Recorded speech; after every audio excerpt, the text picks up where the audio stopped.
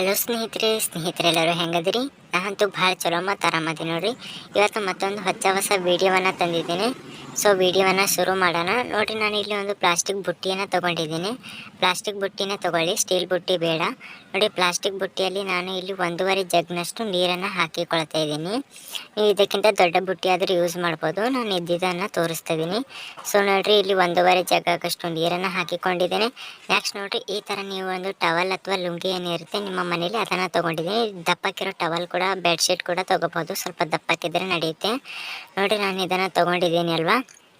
ನೋಡಿ, ಏನಿರುತ್ತೆ ನಾನು ತೊಗೊಂಡಿಕ್ಕಂಥ ಟವಲ್, ಇದರಲ್ಲಿ ನಾನು ನೀರಲ್ಲಿ ಒದ್ದೆ ಮಾಡ್ತಾ ಇದ್ದೀನಿ. ನೋಡಿ, ಇದು ಪೂರ್ತಿಯಾಗಿ ಮುಳುಗಿಸಿ ಒದ್ದೆ ಮಾಡಬೇಕು. ಪೂರ್ತಿ ನೀರನ್ನು ಹೀರ್ಕೋಬೇಕಾಗುತ್ತೆ. ಇದು ಪೂರ್ತಿಯಾಗಿ ನೀರಲ್ಲಿ 1-2 ನಿಮಿಷ ಬಿಡಿ.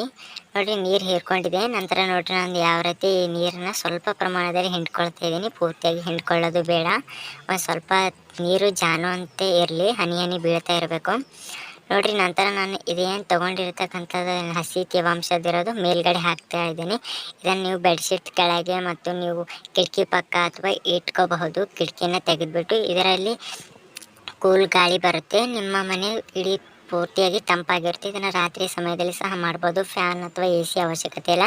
ಸೊ ನಿಮ್ಮ ಮನೆಯಲ್ಲಿ ಒಂದು ಫ್ಯಾನ್ ಇದ್ದರೆ ಕೂಡ ಅದರಲ್ಲಿ ಕೂಡ ಅದ್ರ ಕೆಳಗಡೆ ಫ್ಯಾನ್ ಕೆಳಗಡೆ ಇಟ್ಟು ನೀವು ಬೆಡ್ಶೀಟ್ ಮೇಲೆ ಇರುತ್ತಲ್ಲ ಬೆಡ್ರೂಮು, ಅಲ್ಲಿ ಇಟ್ಕೋಬಹುದು. ಮತ್ತು ಇದು ತೇವಾಂಶ ಹೀರ್ಕೋತಾ ಇರುತ್ತೆ. ಆಗಾಗ ನೀವು ನೀರನ್ನು ಸಿಂಪಡಿಸ್ತಾ ಇರಬೇಕು. ನೋಡಿ, ನೆಕ್ಸ್ಟ್ ಟಿಪ್ ಹೇಳ್ತಾ ಇದ್ದೀನಿ. ನೋಡಿ, ಈ ಥರ ಒಂದು ದೊಡ್ಡ ಬುಟ್ಟಿನ ತೊಗೊಂಡಿದ್ದೀನಿ. ನಿಮ್ಮ ಮನೆಯಲ್ಲಿ ಇದ್ದರೆ ತೊಗೊಳ್ಳಿ.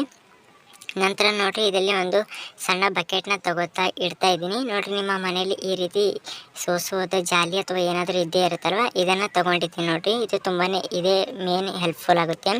ನೋಡಿರಿ, ಇದನ್ನು ತೊಗೊಂಡ್ಬಿಟ್ಟು ನಾನು ತೋರಿಸ್ತಾ ಇದ್ದೀನಿ ಇದಕ್ಕೆ ಏನು ಮಾಡಬೇಕಂತ. ನೋಡಿರಿ, ಅದನ್ನು ಹಸಿದೇನಿರುತ್ತೆ ಬಟ್ಟೆ, ಅದನ್ನು ಹಸಿ ಬಟ್ಟೆನ ಮತ್ತೆ ಇದ್ರ ಮೇಲೆ ಹಾಕ್ತಾ ಇದ್ದೀನಿ. ನೋಡಿರಿ, ನಾನು ಮೇಲ್ಗಡೆ ಹಾಕಿ ಇದನ್ನು ಸ್ವಲ್ಪ ಪ್ರೆಸ್ ಮಾಡಬೇಕು ಒಳಗಡೆ ಹೋಗೋ ಥರ ಟವಲು. ನೋಡಿ, ಈ ಥರ ನಾನು ವಿಡಿಯೋದಲ್ಲಿ ಯಾವ ರೀತಿ ತೋರಿಸ್ತೀನಿ ಆ ರೀತಿ ಈ ಬಕೆಟ್ಗೆ ಸರಿ ಹೊಂದುವ ಹಾಗೆ ಮತ್ತು ಇದರ ಅಳತೆ 2 ಸೈಜ್ ಕರೆಕ್ಟ್ ಇರೋದೇ ತೊಗೊಳ್ಳಿ. ಹೆಚ್ಚು ಕಮ್ಮಿ ಆದರೆ ಅದು ಅಷ್ಟು ಸರಿಯಾಗಿ ಬರೋದಿಲ್ಲ ಗಾಳಿ. ನೋಡಿ, ನಂತರ ಇದು ತೊಗೊಂಡಿದ್ದೇನಲ್ವ, ಇದನ್ನು ಪ್ರೆಸ್ ಮಾಡಿದ್ದೀನಿ. ಇದರಲ್ಲಿ ಸ್ವಲ್ಪ ಸ್ವಲ್ಪ ನೀರನ್ನು ಹಾಕ್ಕೊಂಡ್ಬಿಡಿ. ನಿಮ್ಮ ಮನೆಯಲ್ಲಿ AC ಅಥವಾ ಫ್ಯಾನ್ ಏನು ಇಲ್ಲ ಅಂದರೆ ಈ ಥರ ಮಾಡ್ಕೋಬೋದು. ಇದರಿಂದ ತಂಪಾದ ಗಾಳಿ ಹೊಡಿತೆ. ಇದು ತಾನೇ ನೀರು ಕೆಳಗಡೆ ಹೀರ್ಕೊಂಡು ಬಿಡುತ್ತೆ, ಇದು ಟವೆಲ್ ಅನ್ನೋದು. ನೋಡಿರಿ, ಯಾವ ರೀತಿ ನಾನು ತೋರಿಸ್ತಿದ್ದಿಲ್ಲ, ಮತ್ತೆ ನೀರು ಹೋಗ್ತಿದೆ. ಮತ್ತೊಮ್ಮೆ ನಾನು ತೋರಿಸ್ತಿದ್ದೆ. ನೋಡಿ, ನೀರು ಹೀರ್ಕೊಂಡಿದೆ. ನೋಡಿರಿ, ಆ ಬಕೆಟ್ ಪೂರ್ತಿ ತುಂಬಿ ನೀರು ಪೂರ್ತಿಯಾಗಿ ಬಕೆಟ್ ತುಂಬುವವರೆಗೂ ಇದೇ ರೀತಿ ಹಾಕ್ತಾ ಬಂದರೆ ಸಹ ಏನೂ ಪ್ರಾಬ್ಲಮ್ ಇಲ್ಲ. ತುಂಬಾ ತಂಪಾದ ಗಾಳಿಯನ್ನು ಇದು ಕೊಡುತ್ತದೆ. ಇದರಿಂದ ಬರುವ ಉಗ ಏನಿರುತ್ತೆ ಅದು ಕೂಲ್ ಆಗಿರುತ್ತೆ. ಇದನ್ನು ನೀವು ಯಾವುದಾದ್ರೂ ಕಿಟಕಿ ಪಕ್ಕ ಅಥವಾ ಗಾಳಿ ಬರೋ ಪ್ಲೇಸ್ನಲ್ಲಿ ಇಟ್ಟರೆ ಸಾಕು. ಯಾವುದೇ ರೀತಿಯ ಫ್ಯಾನಿನ ಅವಶ್ಯಕತೆ ಇರೋದಿಲ್ಲ. ಚಾನಲ್ ಇಷ್ಟ ಆಗ್ತಾ ಇದ್ದರೆ ಸಬ್ಸ್ಕ್ರೈಬ್ ಮಾಡ್ಕೊಳ್ಳಿ ಹಾಗೆ.